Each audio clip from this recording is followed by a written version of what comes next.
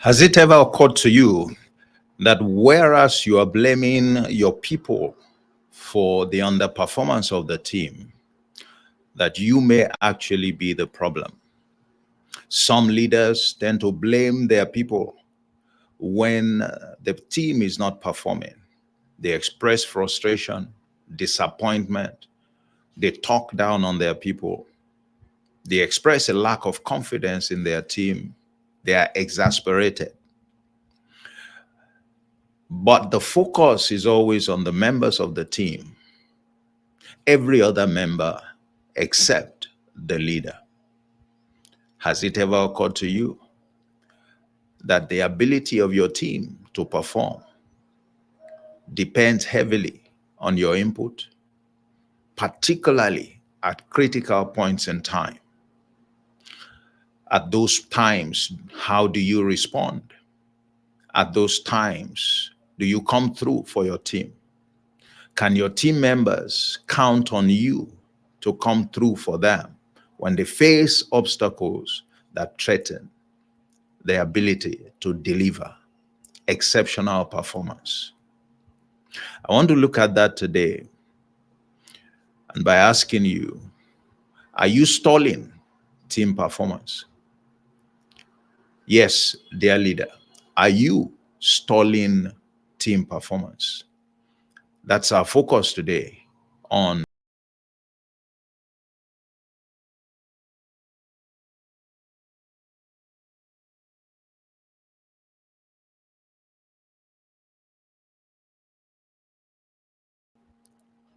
My name remains Olatunji Shobodu. I'm your anchor for today, and it's Leadership in 30 Minutes.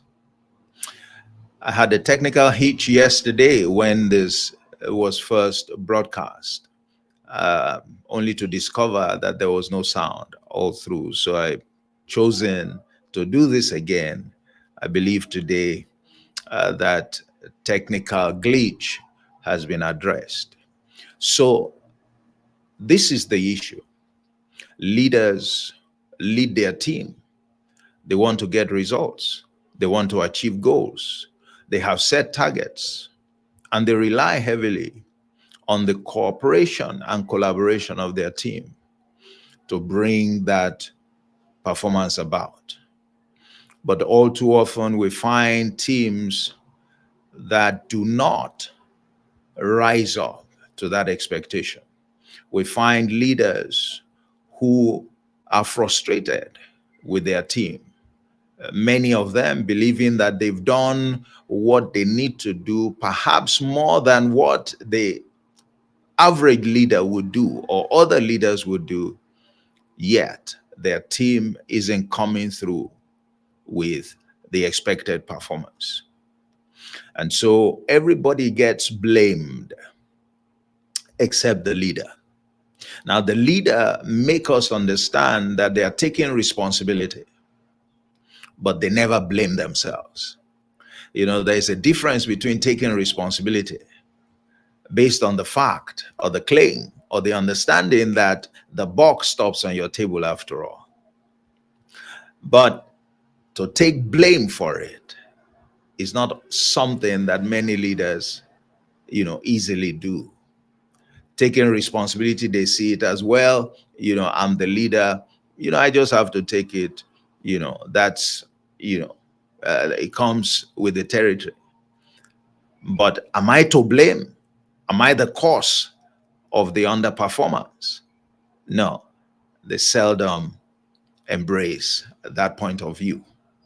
What I want to draw your attention to today is that, well, you may actually be the clog in the wheel of the progress of your team.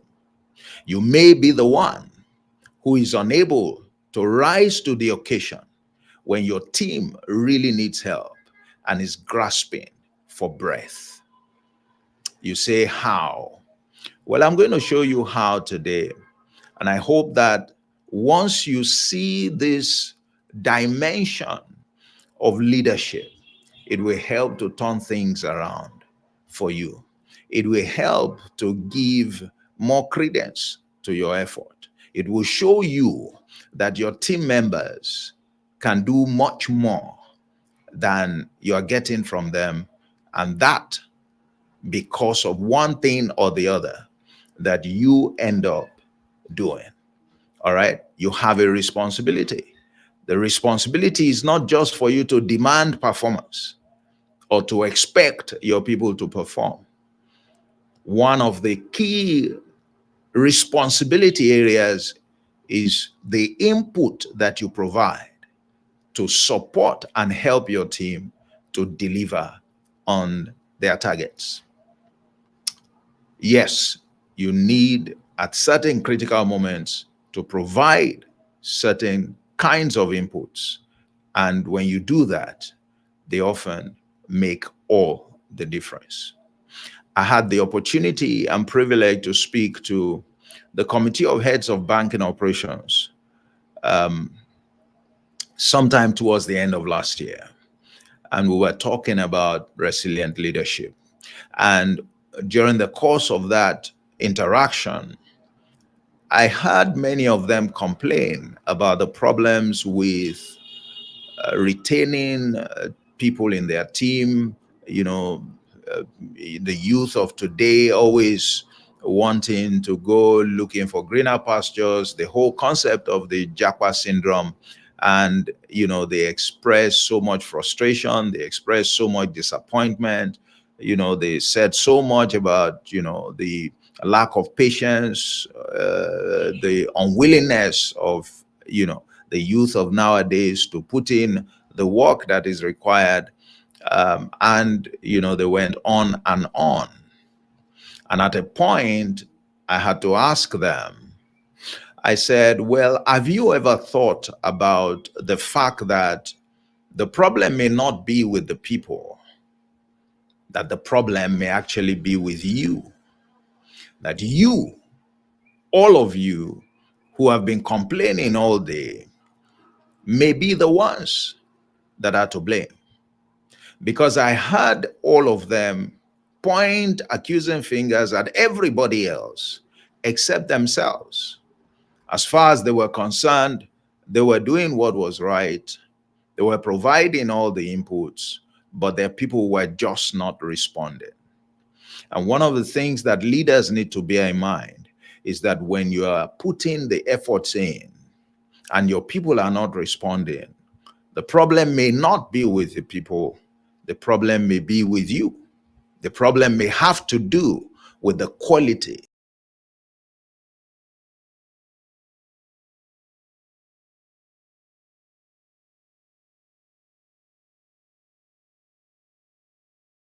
is that your people are the ones with the problem. It's not always the case. More times than not, you are the problem.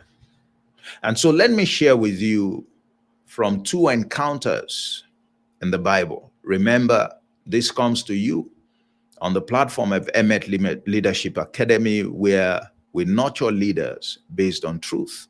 And truth for us is found in the Word of God. So I'm going to share with you first, you know, a proverb that Jesus gave.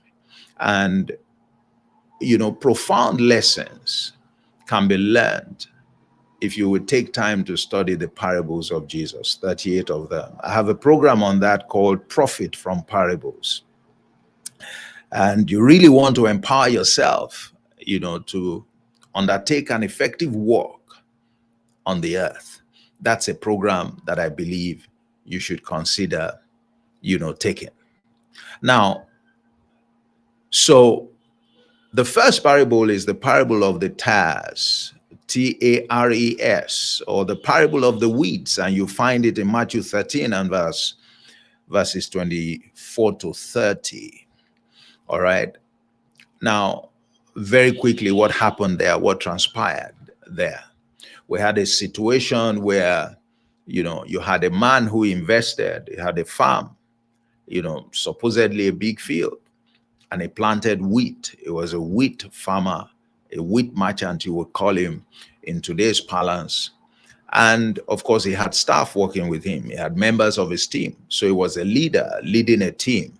And they were focused on producing wheat And so one day his employees, his team members, discovered that something strange was growing among the wheat. And they discovered they were weeds or tares. TARES, is the spelling. And, they wondered. And so they raised an alarm to their master. They ran to him and said, "Sir, did you not plant good seed on the field?" And the leader must have been wondering, saying, "So what's wrong? Is there any problem?" And they said, "But what we find is that some weeds are growing." And, when you think about it, I mean, weeds are natural. If you know anything about farming, you know that weeds will grow anyway.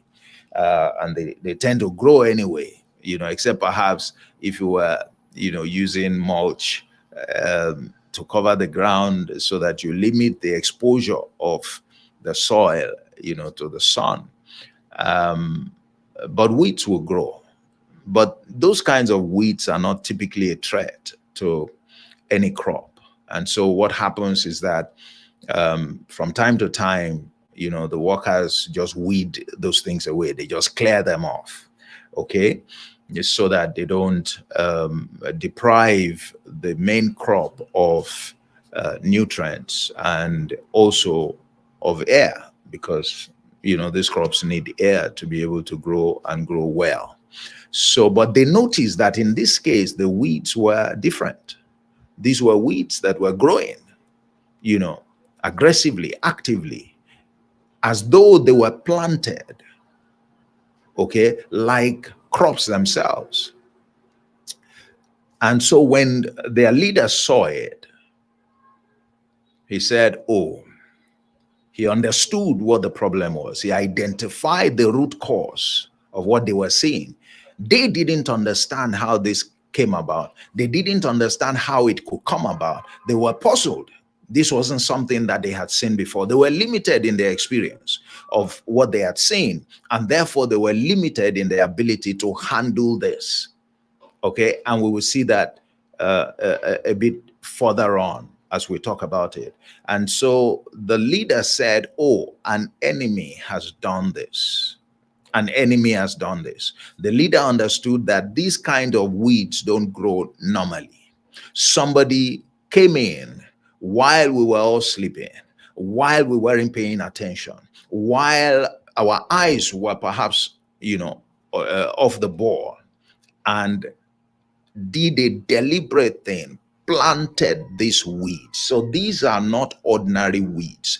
These are a deliberate intervention to stall what we are doing, to make sure that we don't record good performance, to make sure that our harvest of wheat is disappointing, or we don't have a harvest at all. Now, take note of that, the input of the leader. Take note also that the leader didn't go about blaming the people for what had happened. He didn't blame the people that, "Why were you sleeping? Why were you not awake? Why did you take your eyes off the ball?" And I guess one of the reasons he didn't dwell on that is that, how will that help the situation at hand? You already had a situation, your work, your efforts was already under threat because, the stranger had come in, because the weeds had begun to grow, and it was important to deal with that. Okay? So it's important to learn that lesson, that it's not always useful to play the blame game. Because in any case, I mean, people should sleep. He said, "While men slept, men sleep at night." You can't be awake all through the night. Okay? So these things happen. And leaders should understand that some things happen. And so you don't make such, hue and cry about them, especially when you know that at that point, they won't add any value. Don't play the blame game.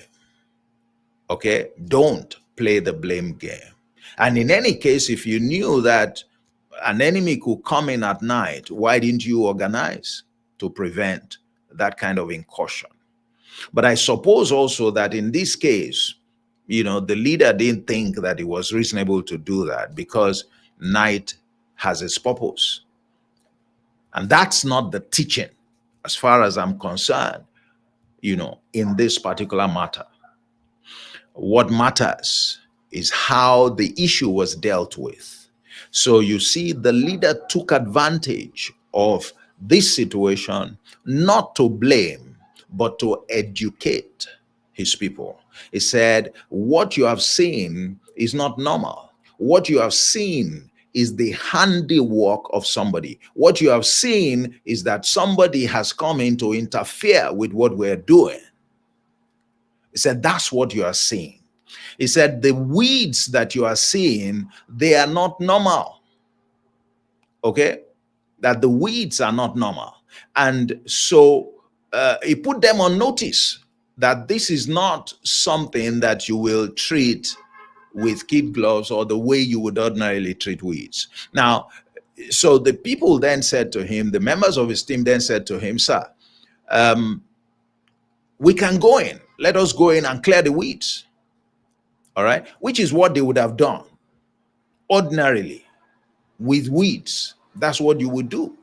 From time to time, you clear them.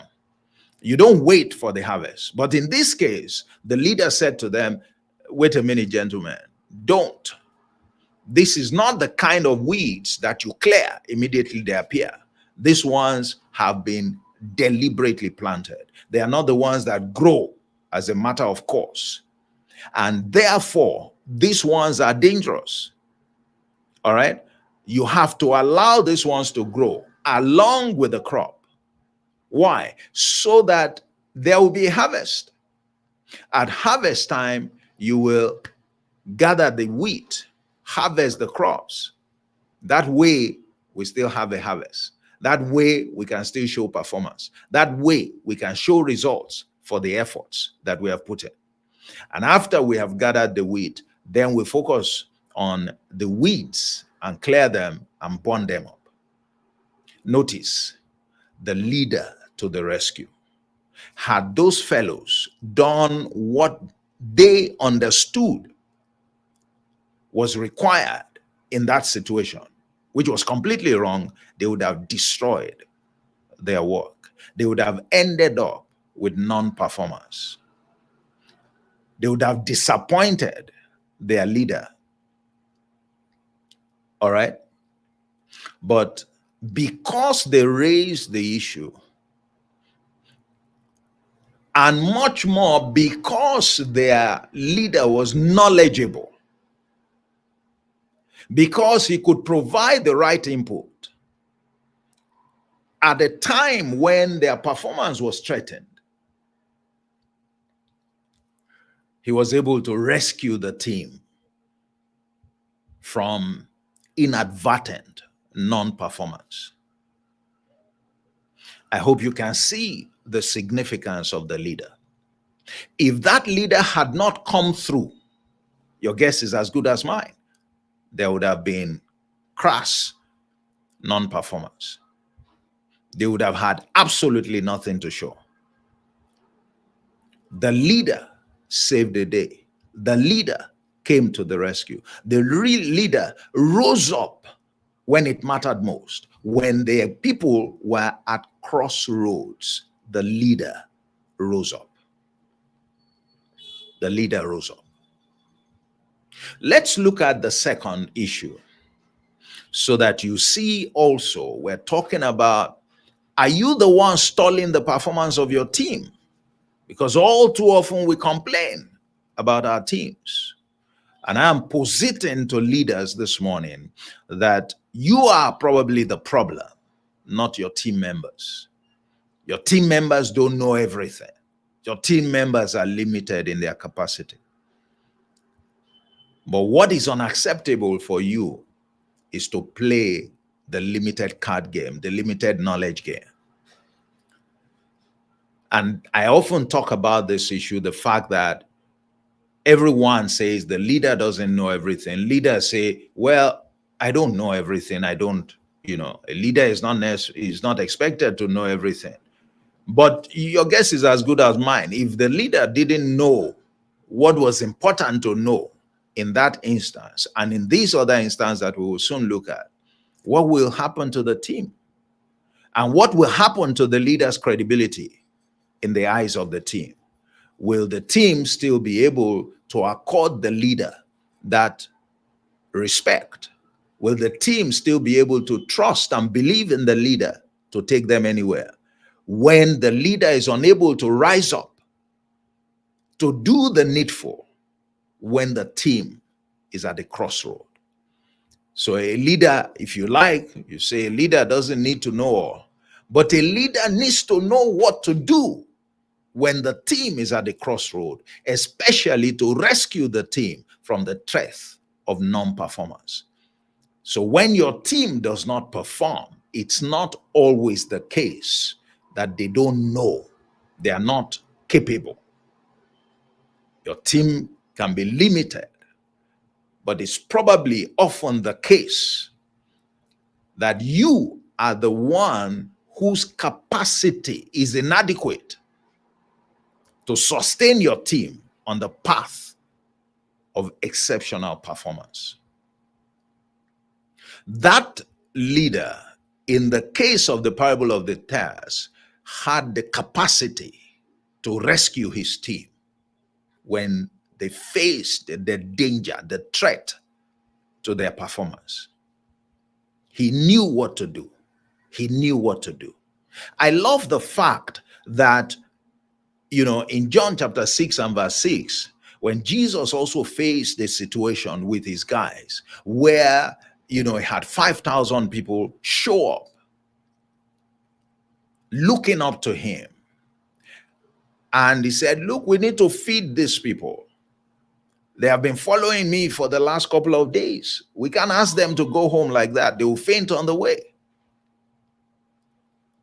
Says, so you provide for them. We have to provide for them. And he tested his people, and his people didn't know what to do. His people were amazed that he would even consider attempting to feed 5,000 people out there in the desert where they couldn't get bread or fish, even if they wanted to buy, let alone not having the resources immediately at hand, all right, to buy so much, assuming that the stuff was available. But something we were told in verse 6 that is vital in that encounter, it said he himself knew what he would do. That the leader knew what he was going to do. He knew there was a challenge. He knew the nature of the challenge. But more importantly, he had the capacity to deal with the challenge because he knew exactly what he was going to do. He knew how that situation was going to play out. He knew that ultimately he was going to feed everyone that showed up, and they were even going to have surplus. He knew. That is the making of a leader. That's the worth of a leader. That is what a leader is expected to bring to bear.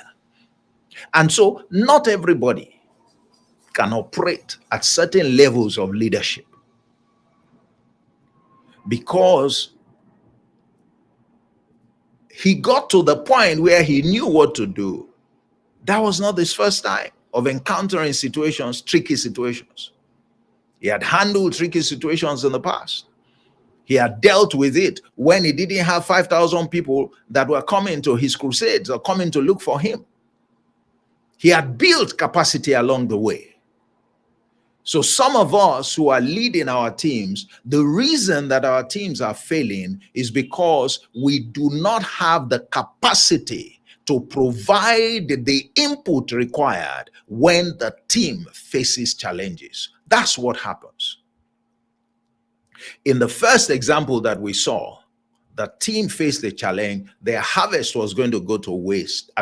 To be destroyed. They were going to have nothing to show for it. But the leader had the capacity in that critical moment to lead the team out of that, difficult situation.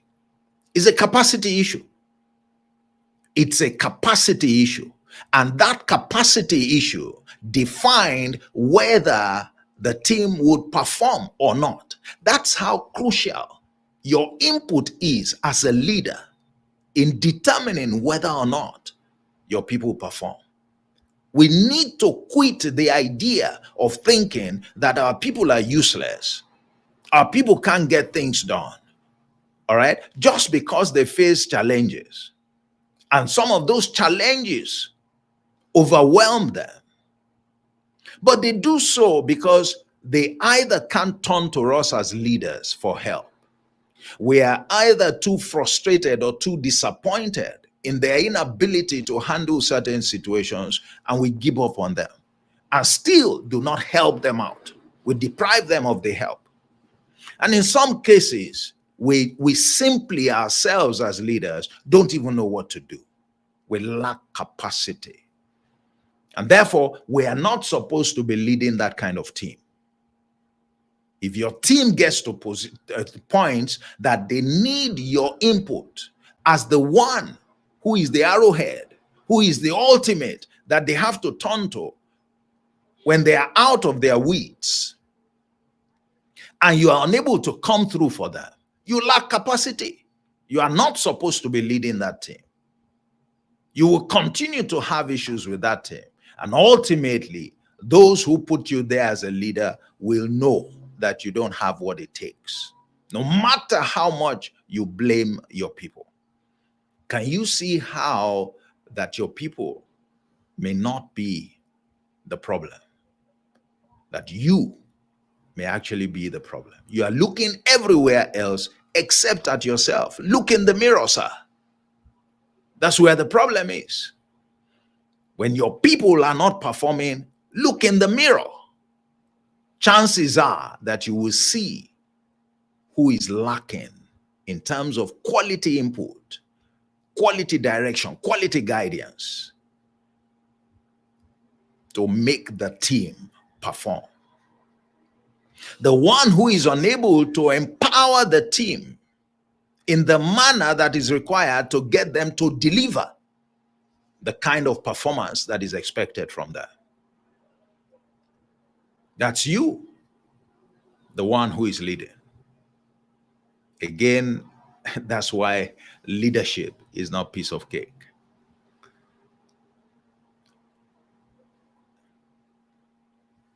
So if we look at the second, Mark chapter 9, from verse 14 to 30, what happened there? Something interesting happened there.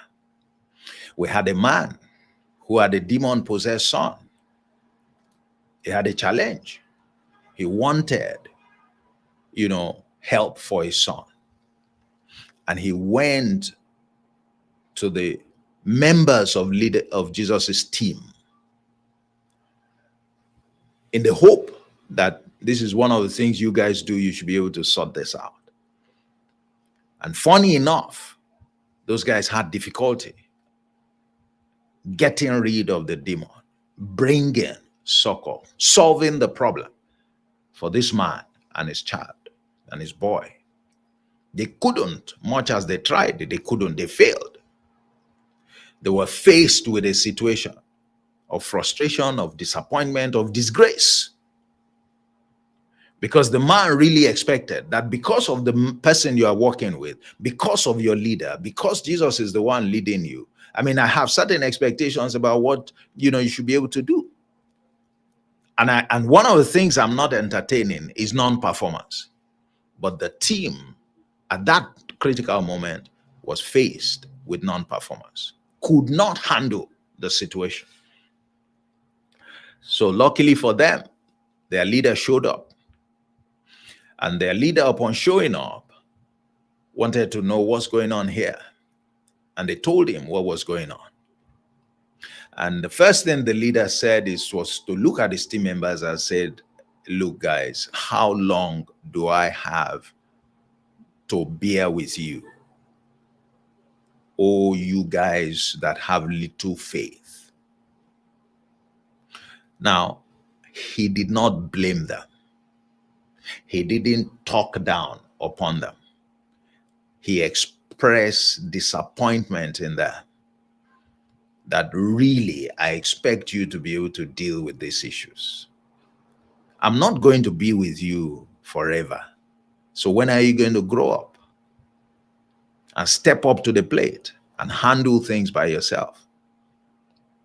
And in doing that, in expressing that disappointment, he told them what their problem was. He said, you guys, your faith is little. That's part of the problem. So it was immediately beginning to draw their attention to the root cause of their non-performance. Teaching them, educating them, empowering them, not talking down on them, not dismissing them, not abusing them.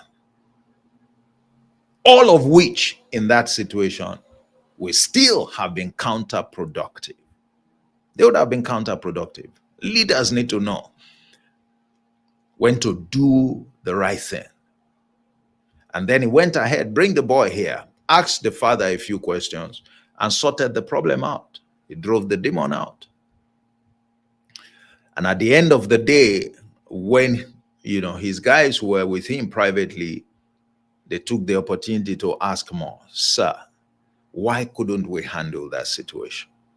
And at that point, he threw more light on the issue. He said, this kind is a different kind. This situation is not the same as what you have seen me do, what you guys have handled successfully also in the past. This is a different situation. This kind, when you see a situation like this, you know that it requires prayer and fasting, two things. And they learned a big lesson from that. Guess what? That was the last time we had of that kind of non-performance episode with those gentlemen. Again, let's look at it in the context of what we are talking about. Look at the difference that the leader made at the crucial point. Look at the difference the leader made. The leader made all the difference. He showed up and they told him, sir, this is the challenge we're having. This is the challenge we're having. We can't deal with this. And the leader had the solution. I love that about what we're seeing here. The leader had the solution. The leader knew what to do again. The leader knew what to do. Obviously, the leader had capacity. He had more capacity to deal with situations that arose in the course of leading his team than the team members had. That's what's expected of you as a leader. Again, had he failed in that situation, had he been unable to come through for his people in that situation, that would have been non-performance for the team. Who would have been responsible? Yes, the leader. Who should have been blamed? The average leader wants to blame all the people except himself. But you and I can see that in that situation, we should blame the leader. Why would we blame the leader? Because the fact that in this situation, a leader was able to resolve the issue. We expect that any leader who finds himself in situations like this with his team should be able to resolve the issue. So inability of a leader to come through for his team when the team doesn't know what to do and the team turns to the leader that this is the challenge we're having. If they can't come through, they must not only take responsibility, they must be blamed. Why? Because in that situation is a clear indication of lack of capacity. It's an indication that the leader does not have what it takes to lead that particular team. It doesn't have. The input of the leader we have seen there was very crucial. The input of the leader is crucial to performance. The input of the leader is crucial to performance. I love the fact that when you look at, one example, the case of the wedding at Cana in Galilee, when Jesus showed up there, and the people, the hosts were faced with non-performance because they ran out of wine. I mean, and that would be disgraceful. I mean, how do you invite people to an event and you run out of wine? Okay, it can lead to mockery. It's like what we're told, I believe in Luke chapter 14, that if you want to build a tower, you are expected to count the cost.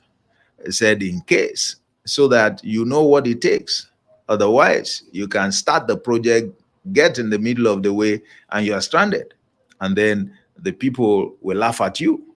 They will make mockery of you and say, look at that man, he started a project and he couldn't finish it. He started what he could not finish. And in our current setting, I mean, that you don't want to find yourself in that kind of situation. So that happened. Wine ran out at the wedding. Imagine the people who were there. The likes of Jesus was there. Imagine the other kinds of people who were there. It would have been very disgraceful. And so Jesus' mother came and pleaded with him to intervene. Okay? And he told the guys a secret about leadership, about getting the best from leaders, about what true leaders are made of. They are men and women of great capacity. He said, whatever he tells you to do, do it. That's the secret. They know so much. They have capacity. If you want to enjoy that, listen to what they say you should do and do it. Don't start thinking, can this work? Can this not work? No. They have more experience, more exposure than you. True leaders. They are always in a position to figure out how to solve a problem. They may not know the details of the problem, but they know how to secure a solution to the problem. There are two different kinds of skills. There are two different kinds of skills, I can assure you. All right? So he said, whatever he tells you to do, do it. That's the key. And the rest, they say, is history. Had she not cautioned those servants, they may not have paid attention to what he told them to do. Why? He told them to fill water in the pots. These guys were expecting somebody to provide wine. How do you now ask us to fill the pots with water? But because she had told them, don't try to question what he says. Just do what he says. Leaders, true leaders, when you meet them, do what they say. Don't try to reason out what they are saying, whether you agree with it, you don't agree with it, it's true, it's true. They are speaking from a depth that talks about capacity, which you have never experienced before. They have seen things. They are not just talking. They know what to do. So if you follow what they ask you to do, you'll be shocked. You will see, you will experience what they are truly made up of. So the input of the leader is very crucial. That situation was resolved. Wine was provided, was restored. The flow of wine was restored. It was more than enough. Okay? It was more than enough. In the case in John chapter 6, when he fed 5,000, at the end of the day, I mean, they still carried 12 baskets of waste. Bread, and fish that was left over. But we were told he knew what to do. When your team is not performing as a leader, they are not the only ones who don't know what to do. Yes, your team members can be limited in knowing how to get to what you want. But if that team ends up not realizing its objectives, then you must be blamed because you didn't provide your input Had you provided your input, if you had the requisite capacity, you would have solved whatever problem there was, just like in the cases that I have outlined. In the first case, the leader came in and sorted out the matter. In the second case, the leader came in and helped the boy and delivered, in line with what the master, what the father of the boy came for. In the example of the Cana, the wedding, the leader's input also saved the day. So the people who are following you are work in progress. Their capacity is limited. They are limited in exposure. They are limited in experience.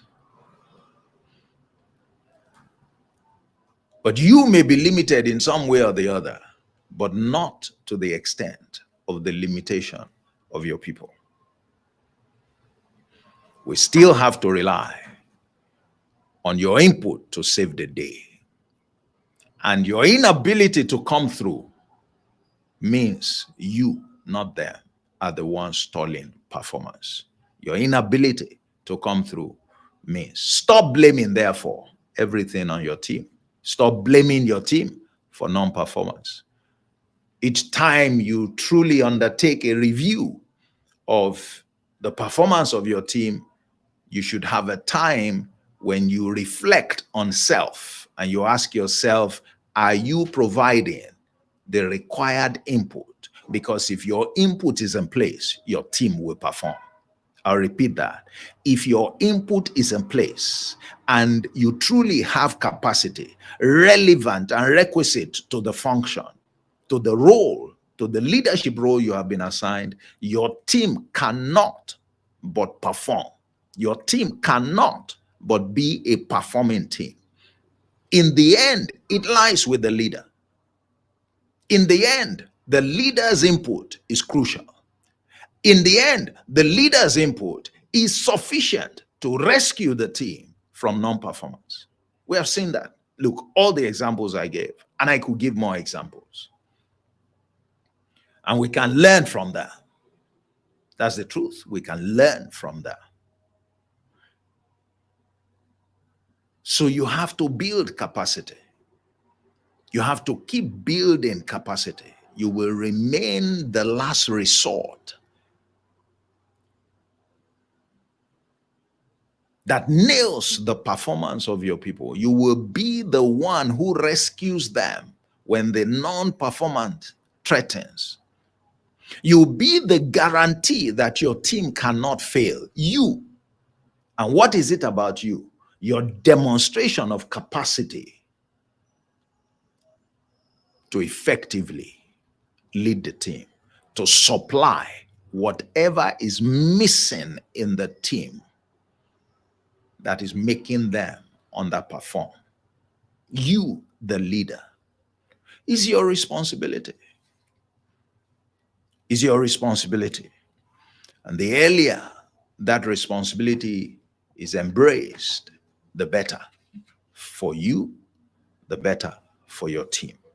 If you don't expect your team to hold you in high esteem.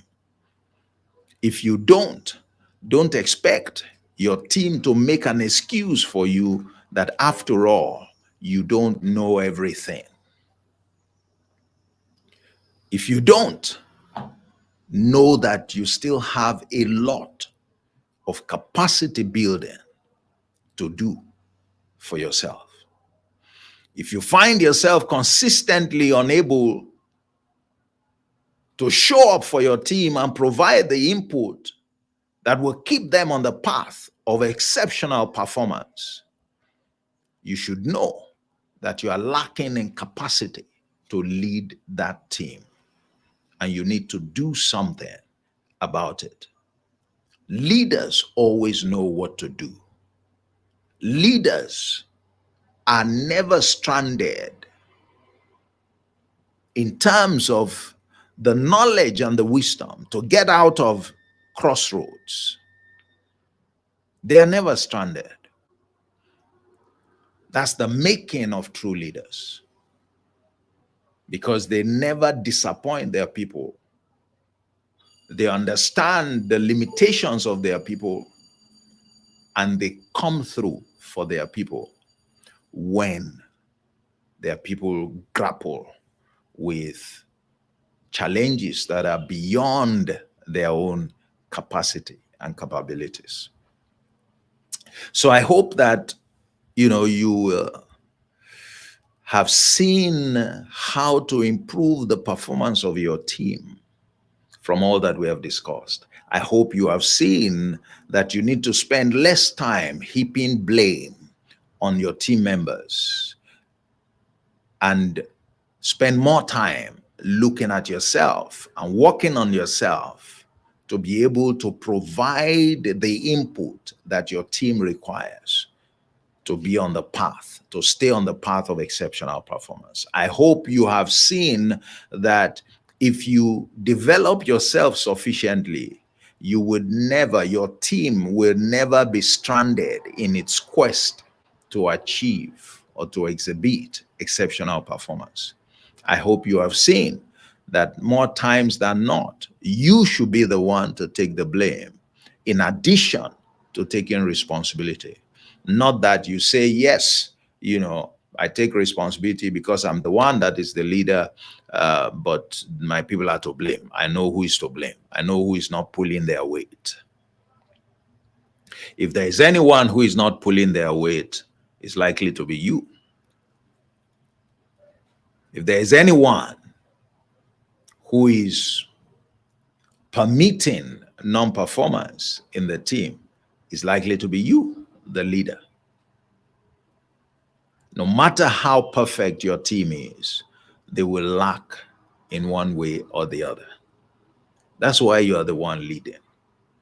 No matter the challenges that your team face, when the chips are down and they cannot do anything about it, they will always look up to you. And they would expect that you would know how to walk around the issue, to overcome the challenge, to help them to still achieve, what they would like to achieve, or what the goals that the team has set for itself to achieve. That's the message I want to leave for you, that your team is weak, not because of any other weak link, because you, the leader, may well be the weak link that is responsible for the team's overall weakness. And the earlier you realize it, the better, because it will challenge you to rededicate yourself and redouble your efforts at building capacity, the capacity to lead. Because the more you have capacity, the surer and the greater will be the guarantee that your team will always perform. The more you build capacity. It's not up to your people, it's up to you. Your people don't determine the capacity of your team. You, what you bring to the table, what the input you supply determines the capacity of your people. Guess what? The more you supply qualitative input, the more your people's capacity is built. Do you realize that in all of these instances, that the people learned from what their leader did? Look at the case of the tares, the wheat. Did the people not benefit from the lesson that the leader taught them? Valuable lessons, massive lessons. So through that experience, the capacity of the people, of the team, has also, of the individual members of the team, have been enhanced. They have learned a great deal. When you look at the second instance, the people who couldn't handle a situation, now they have known that there is this kind of problem, and this kind of problem is handled in this kind of manner, which they didn't know before. That was the last time they faced a situation like that. What does that tell us? They learned from that experience. They built capacity from that experience. The team became stronger from that experience. Okay? That's how it happens. Your input determines the capacity of your team, what they learn from you. Your team will not be more capable than what you have to invest in them. When your team is not as capable as you expect, then know that you are not investing enough in them. And in order to improve the quality of your investment, you almost always have to improve yourself. You almost always have to improve yourself. All right? That's where we're going to end it today. And, once again, apologies for yesterday's session that had no sound. I believe today has been different. I've seen a number of people stay through the broadcast. Thank you for joining me today. I hope this has been a blessing. Like I always encourage, please share with others. Leaders share what they know. Leaders teach what they know. Leaders are called, all right, to put knowledge out there so that they can build the capacity of others. And the beauty of knowledge sharing is that you share it without you losing it. The beauty of knowledge sharing is also that when you share it with people and they embrace it, they end up using it to do greater things than perhaps you are even doing with it. And it's a good way to multiply your impact. So if you are doing good within your space, imagine as you share your knowledge, and everybody else benefits from it, and each one is doing good within their space, that's how we spread, good all across the community and the society. That's how we contribute to making life better for all of us. So, and it's an expression of love, by the way. Is an expression of love. So I want to encourage you to share. If you have not joined, subscribe to the channel. Please go ahead and do so, so that you can be notified when there are other broadcasts. I normally do Leadership in 30 Minutes every Thursday. This had to be a special one because I was compensating for the recording of yesterday that lacked sound. But it's every Thursday at 11 a.m. Leadership in 30 Minutes. And then you can join me also 11 a.m. West African time for Leadership Monday, every Monday, where I deliver a nugget or two on leadership that can help you to do leadership right. That can help you to do leadership right. So once again, thank you for joining me. If you need my assistance in any area, feel free, look at the description and you'll find some of the ways by which I can be of help to you. It's been a pleasure, sharing with you this morning. I trust that, you have picked some value, some insight, wisdom. You've been empowered by it.